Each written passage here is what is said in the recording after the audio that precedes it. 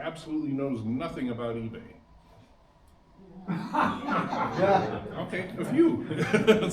eBay, eBay started basically in the mid 1990s, about 1993 or so, as I recall, with the owner, the site developer, selling his wife's Pez collection. And it's turned into this massive juggernaut. It's probably the largest worldwide market of any kind at this point. And we're not talking stamps, we're talking everything. I mean, you can, whatever you want, there's songs written about it, you can find it on eBay. It's always there. But for stamps, it's become a wonderful marketplace. It's one of the things, it has challenged traditional stamp dealing hugely. For one thing, before the internet and before eBay, dealers were the source of all, regular professional dealers were the source of your stamps, your supplies. If you wanted to sell stamps back to them, that was the whole thing. Well, with the advent of eBay, everybody became a dealer. And so one of the things that I consider to be a benefit is, rather than having some super large dealers holding vast quantities of things and kind of controlling the market, ours is truly a supply and demand market at this point. It doesn't matter what the catalog value is. If something's regularly selling for $10 on eBay, that's its value pretty much. And it's, people bid on it, people buy it, those are the actual sales. So finding stuff on eBay, now there's always the just random scrolling, and you can find some great stuff that way. But what I'm going to go through today a little bit is how to do a little bit more of a focused search for material. So with that, to describe a little bit about the marketplace, as of this morning, there are currently more than 2.5 billion listings on eBay. This is of everything. In stamps alone, there's almost 10 million or 9.9 million stamp listings. So how are you going to go through there and find what you want? Even for topicals alone, I looked that up separately, 590,000 listings, different listings for all these things. So hopefully that gives you a little bit of an idea for the size of the market. So how are you supposed to find what you want?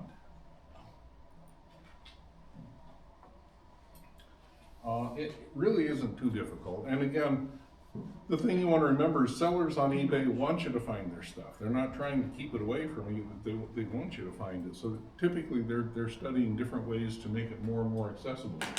But the other thing too is searching on eBay can also become an endless rabbit hole. I mean, you can spend hours and suddenly look up and it's 10:30 or whatever, and you're still messing around.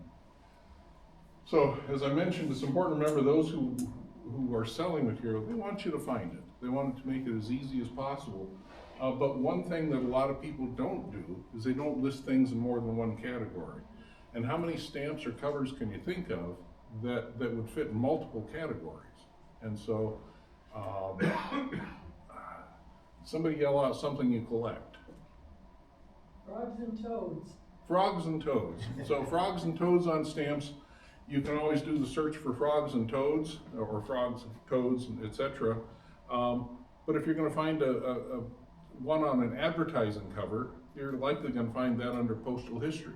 And again, the lister isn't necessarily going to be putting things in multiple categories. So you've got to kind of know how you're going to proceed to be able to find those things.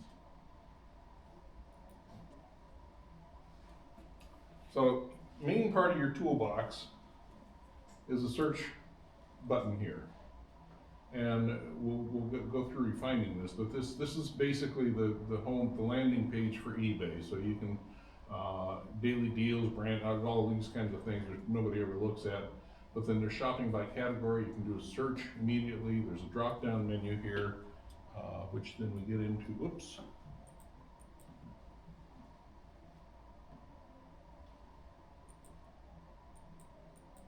Come on.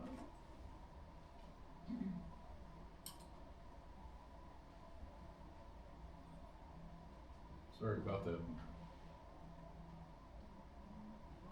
Okay, let me go back here. This thing. I wonder what he collects.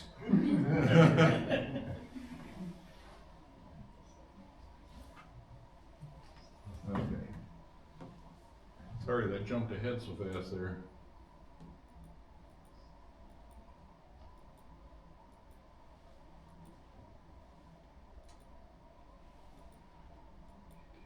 Okay. So now the drop-down menu becomes your next best friend. If you're just simply looking for things in the philatelic category, a lot of times you can find philatelic material in other categories as well. But your main category is going to be the drop-down menu. Here, bring it down to stamps, and that'll bring up everything here. Now in this case, I was doing a search for playing cards. This is one of the, I'm going to use topicals here because they're the easiest thing to talk about searches on eBay. So I searched for playing cards in stamps, and right now it just came up with 2 in this case. And these are die proofs of different stamps picturing playing cards. So that can be a way to start narrowing things down right away. If you're looking for frogs and toads, you probably want to look for frogs separately from toads, because if you do frogs and toads, you're not going to get as many results. So you're going to want to narrow it down as much as you can. So under general here, then I suddenly found general stamps and playing card, 697 results. So I'm going to scroll through all these to find the ones that I want. Well, probably not. Again, this can be a rabbit hole that can take you many, many different places. But there are other places to look as well. I mean, you've got under stamps, you've got US, Europe, topical, Canada, more, and these would be areas where there was only a couple of listings. General collectibles, sports and memorabilia, toys and hobbies, cell phones, clothing, it's all these kinds of things. And you can find cards dealing with most of these things, but you know, I've found, for example, with the playing cards, under toys and hobbies, you can find decks of playing cards that have the revenue stamp attached to it. So you always want to keep your mind open to the various different possibilities that are out there.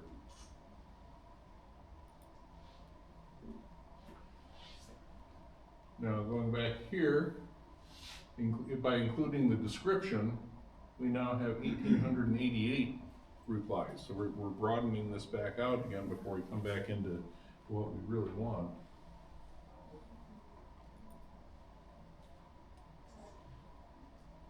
But there's always the advanced setting. And it doesn't matter what software you're using or computer program, always look at the advanced setting once you become a little bit familiar with it, because now I can enter the keyword playing card, and that can be all words in any order. I can exclude words from my search. In this case, I narrowed it down to nothing but stamps. So it includes a title and description. I don't want completed and sold listings right now. I want stuff that's available. But if I wanted to compare prices, you always want to look at the sold listings, because that'll tell you what an item actually sold for. And again, it doesn't matter what the catalog value is. It can be a $1,400 catalog value item, but if 2 or 3 of them are selling at $300, that's the true value of it. It really does become that at a point. But anyway, so for now, don't look at completed listings or sold listings, but under title and description, stamps, and playing card, then you can do a more focused search.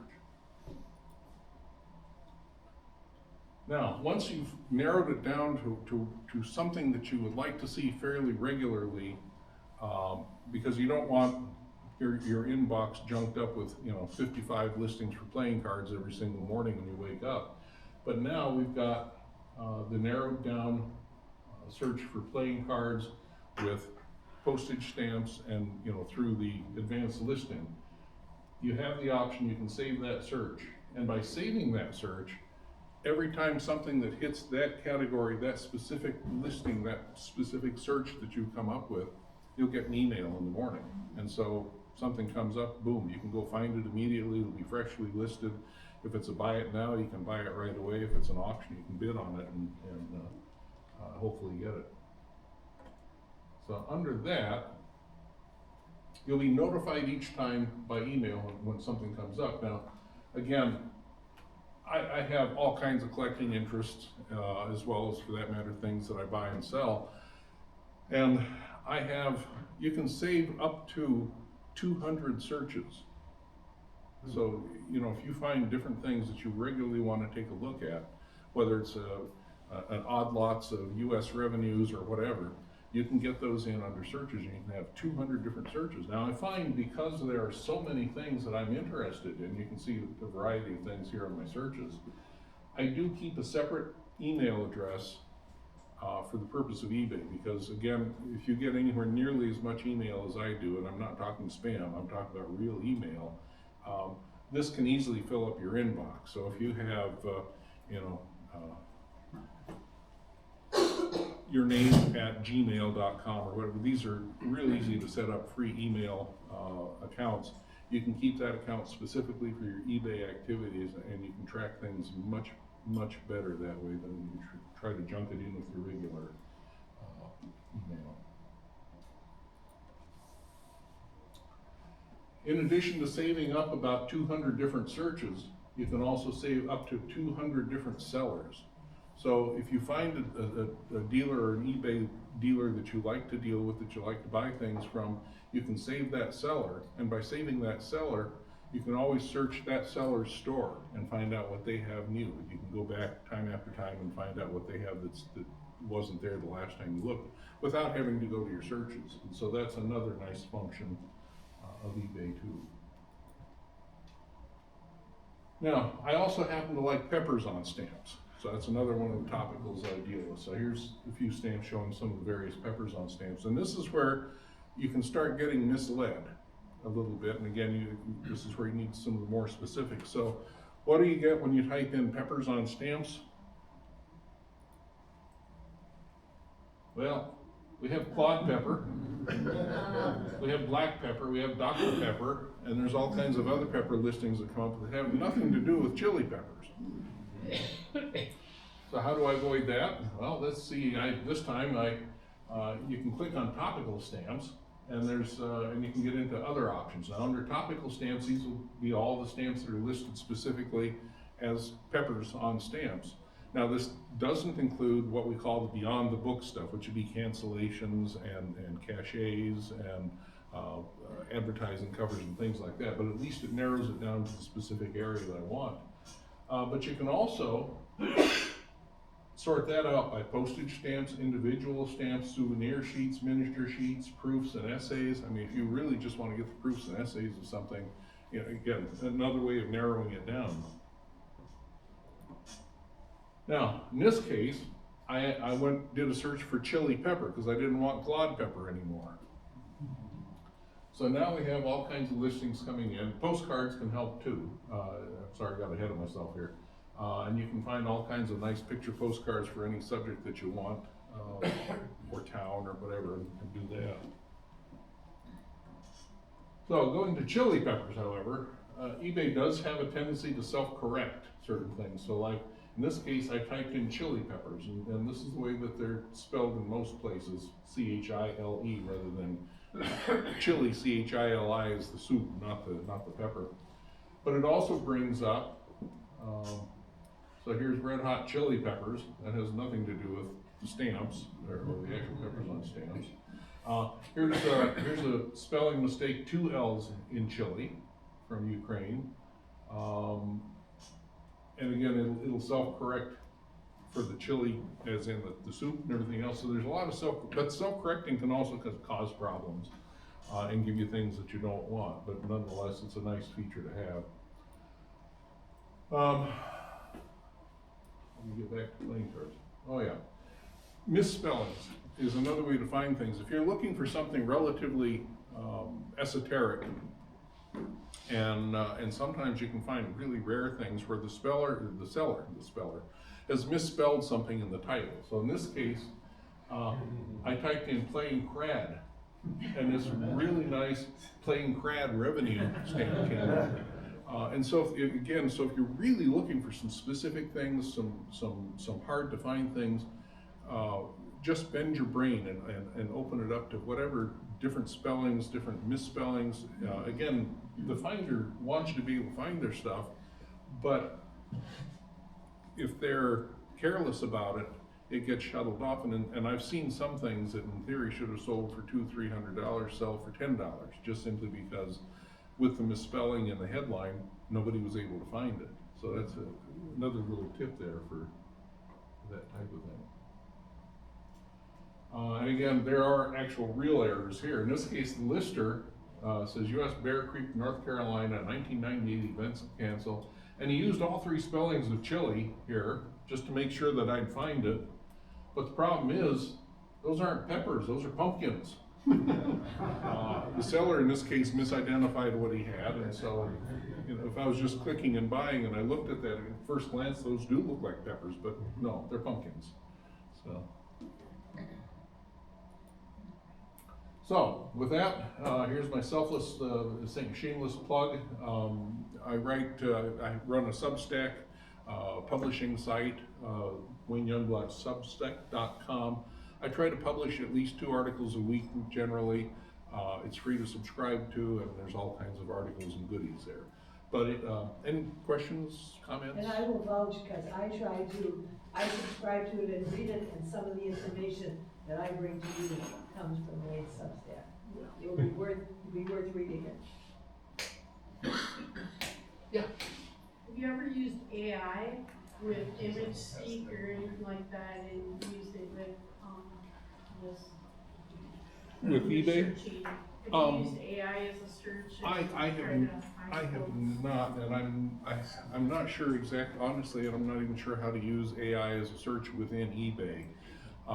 What eBay does offer, if you're listing, they offer AI descriptions, but those are crap. But I'm assuming you can, but that's something I haven't even tried, so I'm sorry, I can't really advise on that. Bob? One thing you didn't mention, and it was the focus of the talk, but one thing that's kept me from eBay is I never like having, like I don't have PayPal, or I don't have, if you use this system, you have to use, what are the vehicles of financial transaction that you need to set up so that you can do this? Yeah, so if you're buying on eBay, there's basically only 2 real options, and that's either PayPal or setting up directly with your credit card. It's unfortunate because, you know, in the early days, I've been on eBay since 1997. Jesus, that's 30 years. But it used to be, you know, I'd sell something to somebody, they'd send cash, they'd send a check, any number of different ways to pay. And over the years, eBay, of course, eBay doesn't like anything that even smacks of competition to their own, and they own PayPal now too. So they forced people into increasingly narrower options, and so it really does come down to either credit card or PayPal at this point. I don't think they even do Venmo or anything else like that. So it is limited because you can't even contact the seller and say, hey, can I send you a check for it? Again, which I find unfortunate. Yeah. Yeah, just a quick comment. I search eBay quite a bit. I've got a number of searches, but when I use my events options, I don't want to go look through China and look at like all these weird listings that no one's bidding on. I only want to look at people bidding. So I set it up so I have at least 1 to say 1,000 bids on something, and then I set time ending soonest, so I can see what's turning over quicker. Because when you're collecting China and you want some rare material, you have to sometimes wait for the last 4 seconds. So imagine, you know, there's this beautiful piece that's sitting at $100, but it's sold a few weeks ago at 300. You want to maybe bid close to 300 at the last 4 seconds, and then not give another person an opportunity to bid on it. That's true, yeah, and I didn't even really go into the whole bidding process here. That's really the subject of another talk, but yeah, there's all kinds of ways of looking at these things. When you're looking at, of course, there's 2 main ways of buying on eBay. One is a lot of dealers now do it buy it now. That's basically like a net price, so you see the price that it's going to be plus whatever shipping there is, if any. And the other is the auction format. And as a seller, you can set up your auction to typically either be a 3-day, 5-day, 7-day, or 10-day auction. And so you know, when you're dealing with things that sell as quickly as China, and particularly if you're looking at trends, you really, and you also want to look at the sold material too. You want to see what these things are actually selling for before you place bids in some cases, particularly if you're looking at investing a fair amount of pocket change in it. But yeah, if so many things that are popular, or in some cases very unusual material where there are 3 or 4 really passionate collectors, 99% of the bidding is going to take place in the last minute that thing's up if it's an auction item. And so I think all of us, and I see John nodding his head, we've had last minute heartbreaking losses to people who, the term for it is sniping. And this is where you get in and you bid something and if it's something you haven't ever seen before or you really, really want, the bidding may be at $7 right now, and you may put in a $500 bid thinking, this is overkill, I'll get it for, you know, something under that, and suddenly you get blown out of the water and somebody buys it for $650. So these kind of things happen all the time. And it's also where it's good to be kind of aware of what the potential market value is of whatever it is you're buying, and China's a great example. Isaac? Yeah, I would agree that it's not worth bidding. It's worth saving the search and bidding at the last second, and yeah, have the idea of what you're max willing to pay for that item, because it'll bid up to that amount for you, and then Right, and then drop you out. Now, the one thing that I will often do, and again, because I'm trying to save myself a lot of time on eBay, if I see something that starts at say $10, and it's really something that I'd be willing to pay $150 for, I'll go ahead and put in a $15 bid or something just to get it on my radar screen. Because the way they've changed on their watch lists, you can put things on your watch list. And it used to be that you'd be notified when the item's closing, but now you won't be notified unless you've actually got a bid in on it. And if you have a bid in it and you've been outbid, even if it's in the last 10 minutes or whatever, that'll come into your email and you'll have the notification to bid on it. But that at least keeps it on the radar screen, I think. search-wise as well, kind of like using a photo, say you're looking for the same stamp or same item, you can search photo-wise. Mm-hmm. Yeah, I know Amy collects eBay stuff, so she'll look up some covers and you can find different listings via that way. Or, I mean, they have ISBN for books, but Oh, sure. too, that's a way to find things. Yeah, we actually used to do that when our youngest son was in college. We'd find textbooks by going on that. Yeah. I was just gonna say, once you put things on your watch list too, a lot of sellers will send you a deal. I've gotten really good deals just for putting it on my watch list. Well, that's true. That's a really good point. These are, a lot of times, these are things that are being sold at buy it now or net price type thing rather than the auction format. But if somebody has something up at $75 and you think it's only worth, 55 or 60, if you're interested in it, if you put it on your watch list, the seller is typically notified that people are watching it, and you can send out offers to people. So, yeah, you can say, well, here's an offer for you. I noticed you've been watching it. Basically, here's an offer for you. You can buy it at $55. Boom, you can sell it. You can sell a lot of stuff, and you can find a lot of stuff that way. Absolutely, it's a great. Yeah. Do you think Scott catalog values will ever more closely reflect eBay values? Yes and no. I mean, Scott typically tries to be a net price catalog. They try to hit the marketplace. Where the problem comes in is what Scott values is very fine stamps, and most stamps aren't very fine. So if you've got like a 15-cent Colombian which catalogs at $235 or whatever, finding one that's very fine, it will bring that amount of money for the most part. But 90% of the ones that are out there are nowhere near very fine. So for the most part, they try to keep up with the market for very fine. I think and I disagreed with them at the time they made this decision, they really should have stuck with something more like fine to very fine, which is a condition that most people encounter material, and that add a premium for very fine and extra fine. Whether they'll ever do that or not, I don't know, but they do try, at least for the very fine market, to do that. But that doesn't give you an idea of what a fair offer is for something that's in a lesser condition. And of course, some things are nearly impossible to track values of anyway, Sharon. Can you depend upon the descriptions on eBay? No. Or do you have to know more about something before you dare to believe what they're saying? Well, it depends a bit on what you're bidding on or looking for, but obviously the more trusted sellers, and you can tell that by their feedback level and the number of feedback that they have.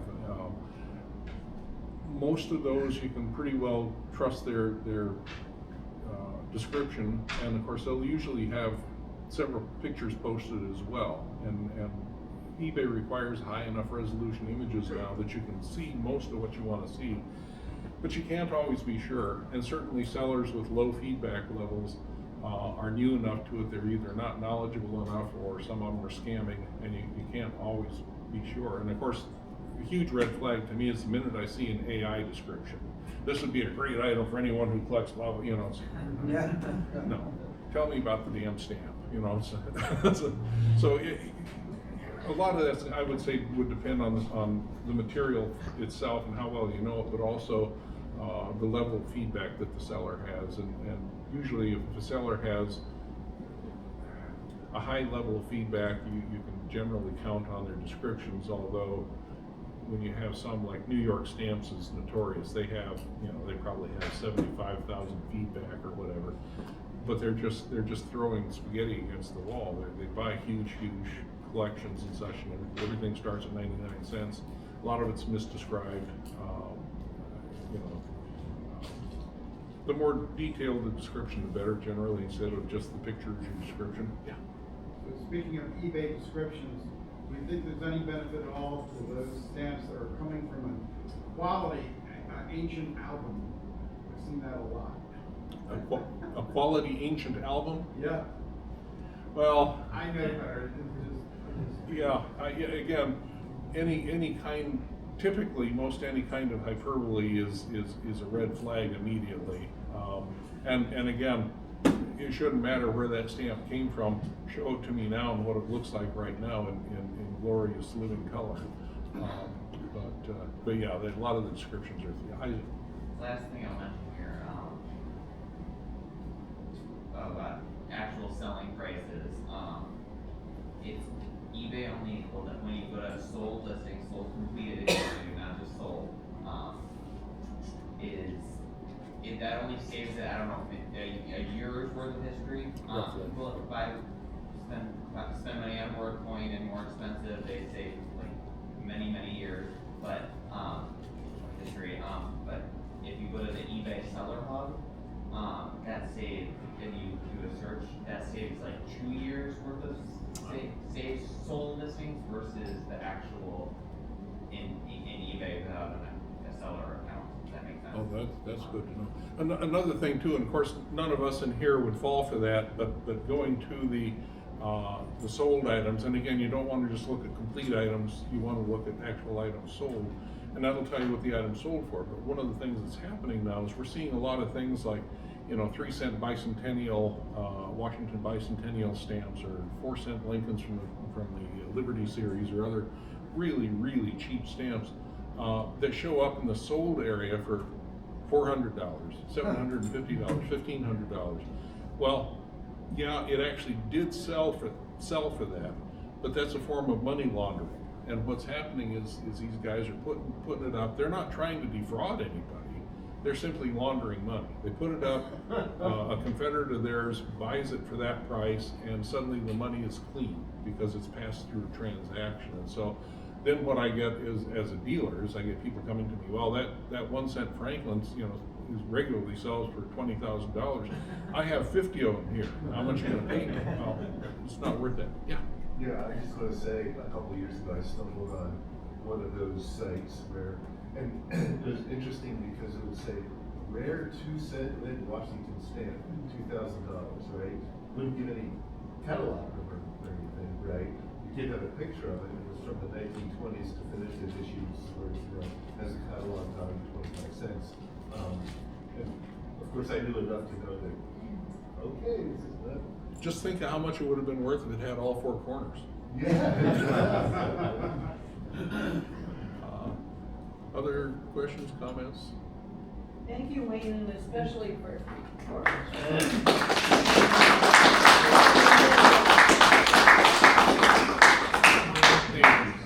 And also thank you for, I'm always happy to bring stuff in, for people to look at when I come in. I usually come for the first meeting of the month to do that if I can. But if there's ever anything that you specifically want to see, just drop me an email or call me. Sounds good. Thank you.